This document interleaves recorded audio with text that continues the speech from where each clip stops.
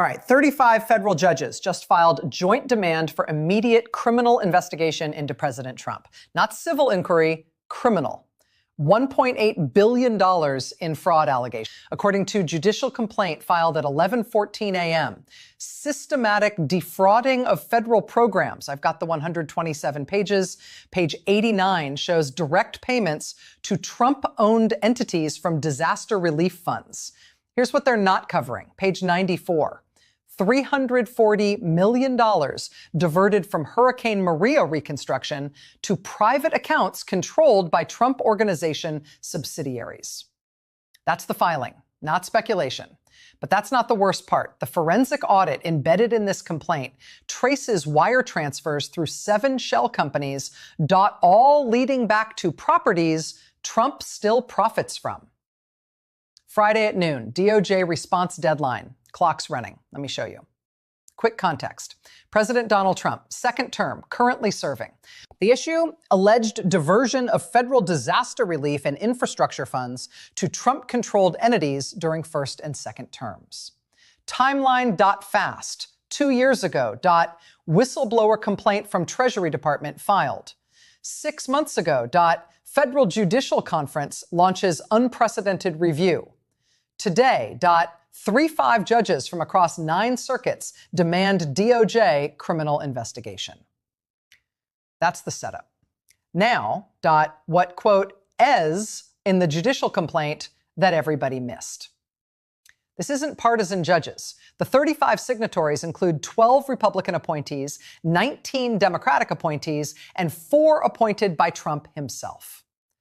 When judges appointed by the subject demand investigation of that subject, that quote is unprecedented. The complaint doesn't request review. It demands immediate criminal investigation under 18 U.S.C. Section 1343, wire fraud statute. The filing also cites 18 U.S.C. Section 666 for theft from programs receiving federal funds. And 18 U.S.C. Section 1962, that quote, as RICO statutes for organized criminal enterprise. 3 separate federal criminal statutes. Not 1, 3. That's the setup. Now, what, quote, as in the complaint that networks missed. The document, page 89. Federal disaster relief payment of $340 million authorized March 2023 for Puerto Rico infrastructure. Direct quote, funds diverted to DJT Infrastructure Holdings, LLC within 11 days of authorization. That's embezzlement of disaster relief. Page 94. Wire transfer records show money moved through 7 intermediary accounts. Final destination, Mar-a-Lago Resort Capital Improvements account.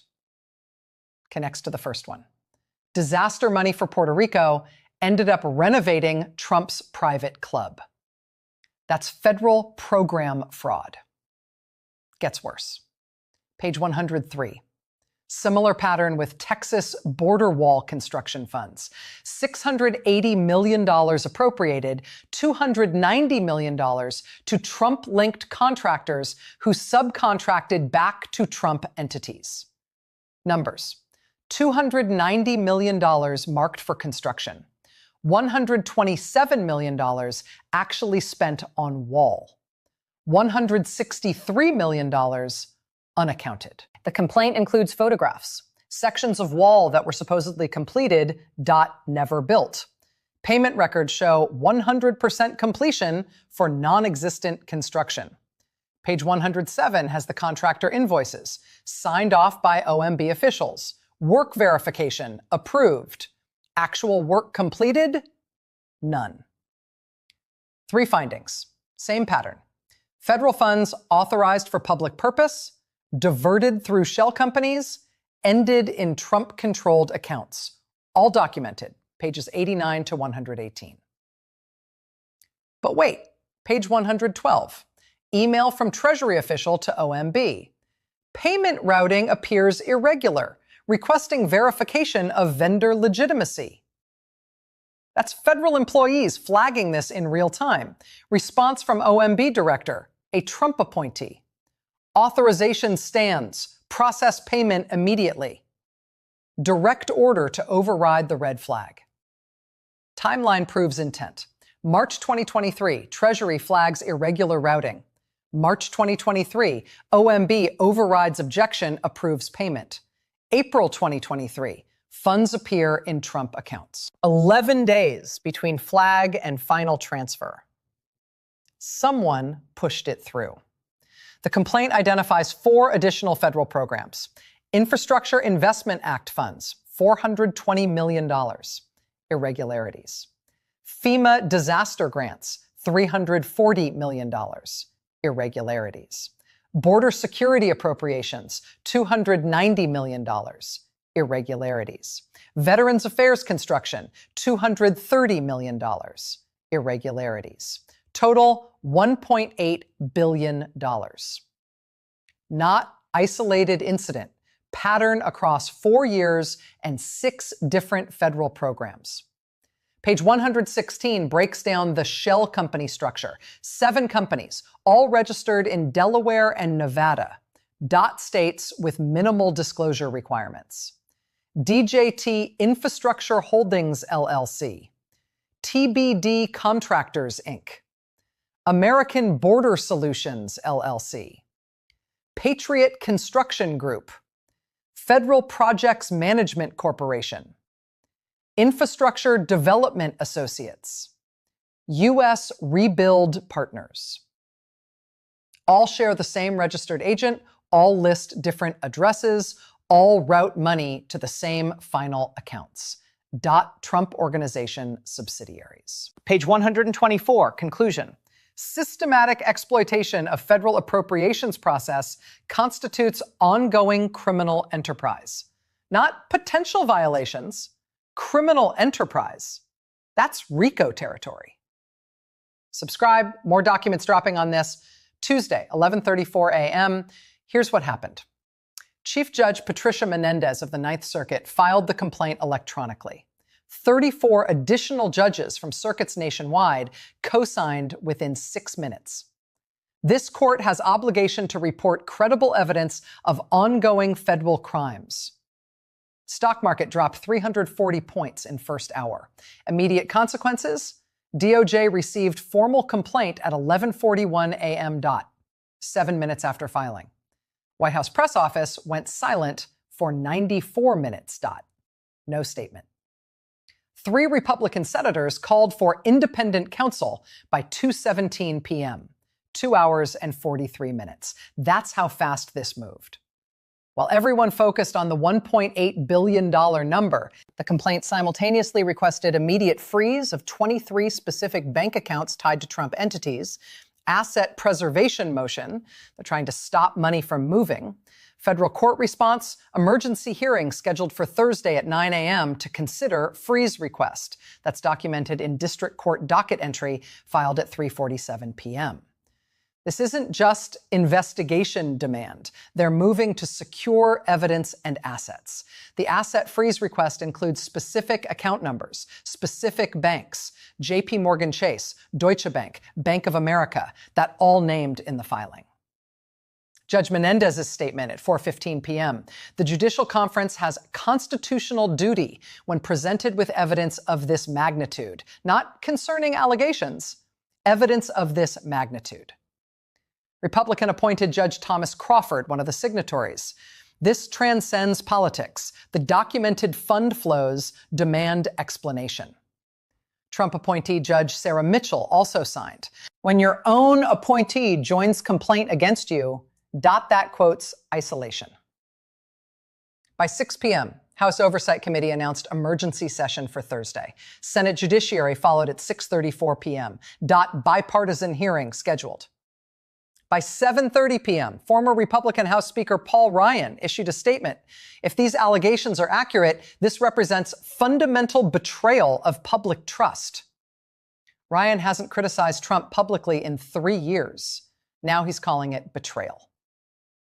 Within 7 hours, DOJ has complaint, courts considering asset freeze, both chambers of Congress scheduling hearings. This changed everything. Like if you're seeing what I'm seeing here, here's what nobody caught. Appendix J shows the forensic audit wasn't done by the judges.it, was done by Treasury Department Inspector General 14 months ago. That audit has been sitting at DOJ since April 2025.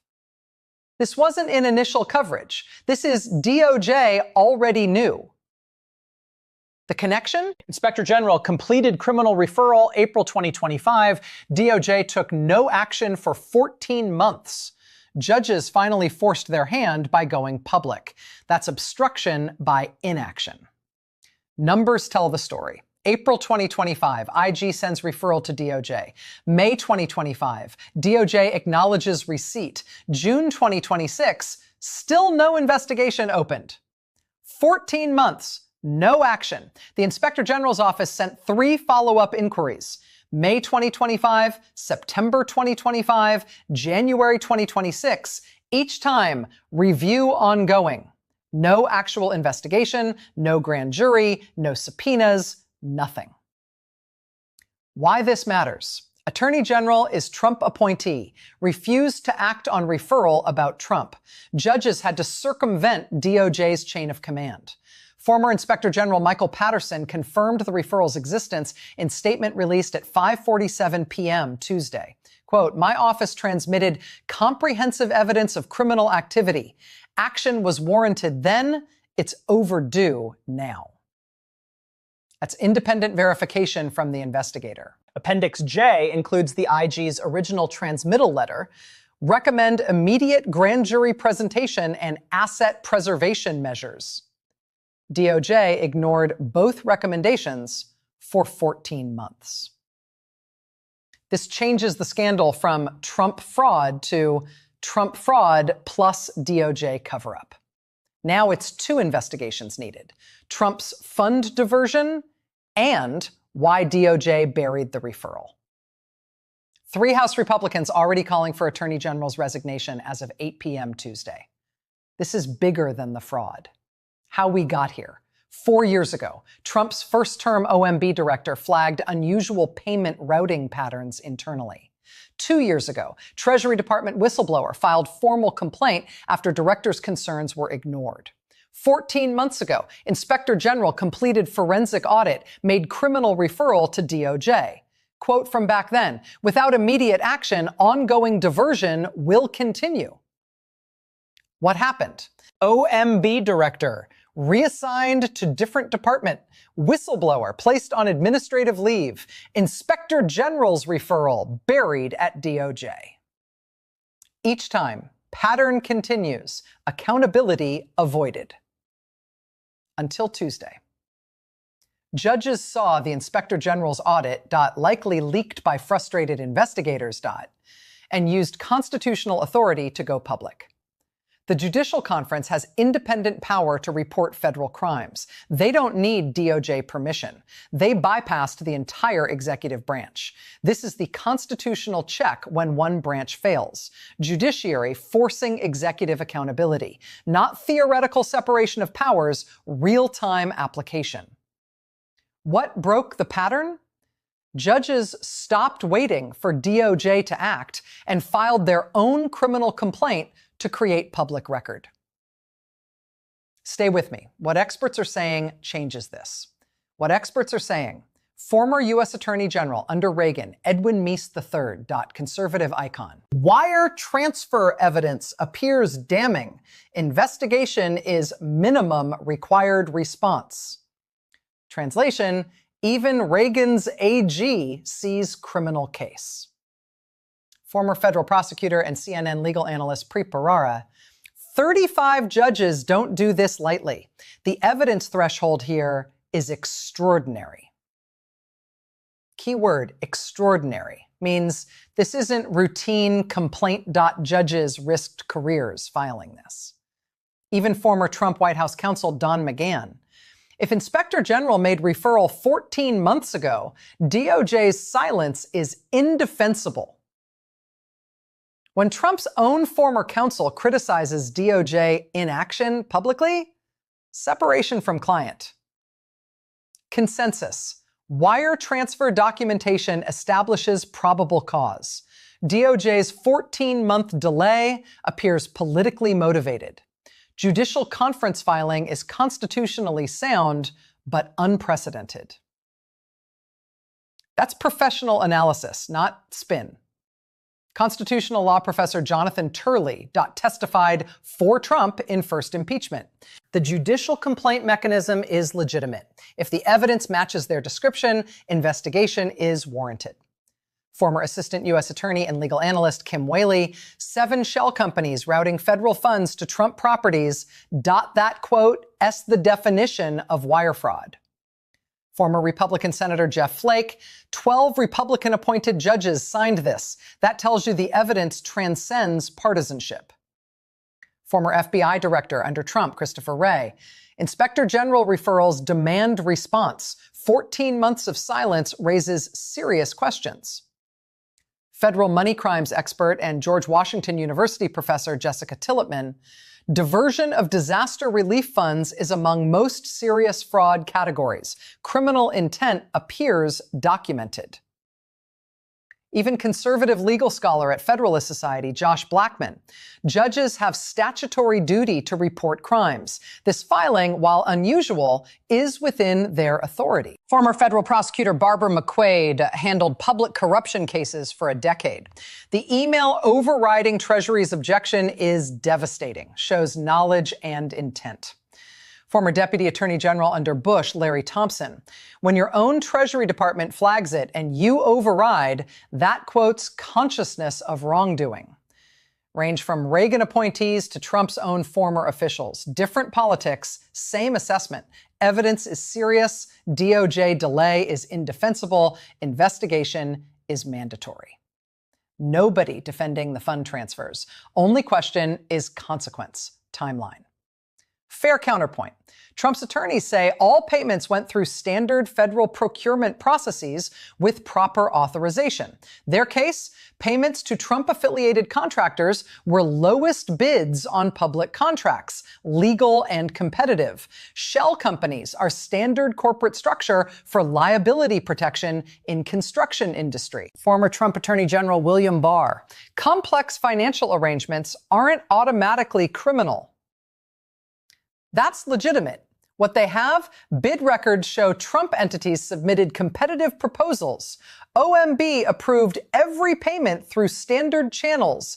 Even neutral procurement expert admits related party contracts aren't automatically illegal if properly disclosed. But page 94 of the complaint shows disclosure forms listed TBD Contractors LLC, not DJT Infrastructure Holdings. That's not proper disclosure. That's concealment. And Inspector General's audit specifically found beneficial ownership obscured through layered entities designed to hide presidential connection, not standard corporate structure, deliberate concealment. Both sides have arguments. Documents say ownership was hidden, Treasury officials were overridden when they objected, and money ended in Trump's accounts despite being allocated for disaster victims. Like, if this breakdown is useful, why this matters to you. If you paid federal taxes in the last 4 years, your money allocated for disaster victims went to luxury resort renovations. Numbers. $1.8 billion is 0.03% of federal budget, but represents disaster relief for 4.7 million affected Americans. Your taxes, supposed to rebuild homes, actually renovated Mar-a-Lago. The precedent. Next time there's hurricane, wildfire, or disaster, you quote LL Wonder if relief money actually reaches victims. Example, your community gets hit by tornado. Federal government appropriates $100 million for rebuilding. You apply for assistance to rebuild your home. Meanwhile, those funds are routed through shell companies to politically connected entities. You get $12,000. Connected contractor gets $2 million for work never completed. Your neighbor's house still has tarp for roof 2 years later, while someone's private resort gets new golf course irrigation. That's not theoretical. Puerto Rico residents are still living with hurricane damage from 2017. This complaint shows where their reconstruction money went. Who gets hit? Every taxpayer and every disaster victim who received less aid than appropriated. Puerto Rico still has infrastructure damage from 2017 hurricane. .complaint shows why. Texas border communities were promised security, infrastructure. Wall sections never materialized. Veterans Affairs facilities scheduled for safety upgrades. Projects abandoned halfway through.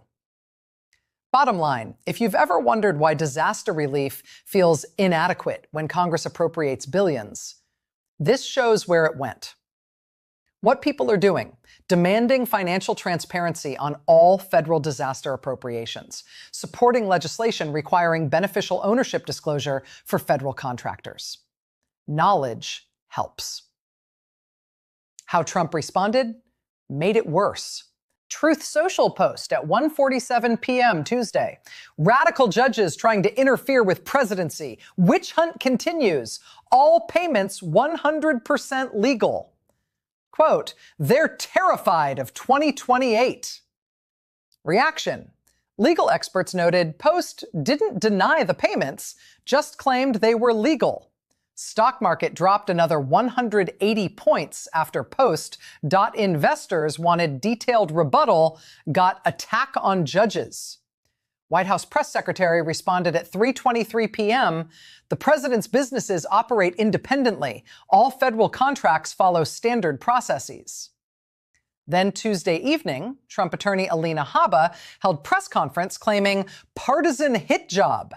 But refused to answer specific questions about Puerto Rico fund transfers. Reporter asked, did Trump entities receive disaster relief funds? Habba, we're not dignifying this with specific responses. Second reporter, can you explain the 7 shell companies? Habba, this is typical business structure. Third reporter, why did OMB override Treasury objections? Habba, next question. Not de-escalating. Each refusal to address specifics makes obstruction appearance worse. By Wednesday morning, Trump posted again, we'll be releasing complete financial documentation proving innocence soon. Soon, without timeline. Treasury Department response Wednesday, 9 a.m. We have provided all documentation to Inspector General and stand by audit findings. That's Trump's own Treasury Department contradicting complete innocence claim. 3 cabinet members notably silent: Treasury Secretary, OMB Director, Homeland Security Secretary. Not defending their boss. His own administration is going quiet. This isn't unified response. This is fracturing. What's coming? Thursday, June 19th, 9 a.m. Federal court hearing on emergency asset freeze request. 3 possible outcomes. Judge grants freeze. 23 Trump entity accounts frozen pending investigation. Judge denies but orders accounting. Trump must document all transfers within 30 days. Judge delays decision pending DOJ response. FRE's question revisited next week. Former federal judge Nancy Gertner says outcome 1 most likely because wire transfer evidence is already documented in Inspector General audit.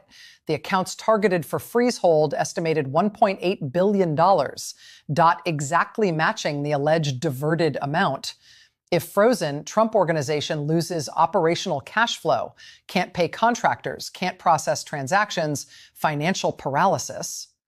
Also scheduled Thursday, June 19th, 2 p.m., House Oversight Emergency Hearing. Inspector General Michael Patterson testifying. Patterson will be asked why he made referral 14 months ago, why DOJ didn't act, what evidence he found, whether anyone interfered with his investigation. Friday, June 20th, 12 p.m., DOJ deadline to respond to judicial complaint. Must either announce investigation or explain in writing why they refuse. No more silence option. Monday, June 23rd, Senate Judiciary hearing on DOJ handling of Inspector General referral. Attorney General subpoenaed to testify under oath about the 14-month delay. Tuesday, June 24th, 10 a.m. Judicial conference convenes to consider expanding complaint. Could add additional judges as signatories. Could add additional evidence. Could request additional asset freezes. Still unknown whether DOJ will finally open criminal investigation or continue resisting. Whether Attorney General will recuse or resign given 14-month delay. What happens if DOJ refuses to act even after judicial complaint? Can judges directly refer to grand jury? Whether additional whistleblowers emerge now that judges made this public. Whether any Trump officials will cooperate with investigations to save themselves. The Thursday asset freeze hearing determines whether money can still move while investigation unfolds. If accounts are frozen, Trump entities lose access to $1.8 billion until resolution. If not frozen, money could disappear offshore before investigation concludes. Judge Morrison, assigned to Thursday hearing, previously ruled against Trump in emoluments case. He doesn't defer to executive privilege claims. Quote from 2024 ruling, "No person, regardless of office, is above financial accountability." Morrison also handled Trump Organization tax fraud case in New York. He's familiar with the shell company structures.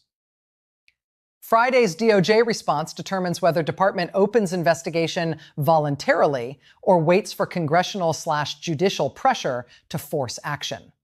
Attorney General's career depends on Friday's answer.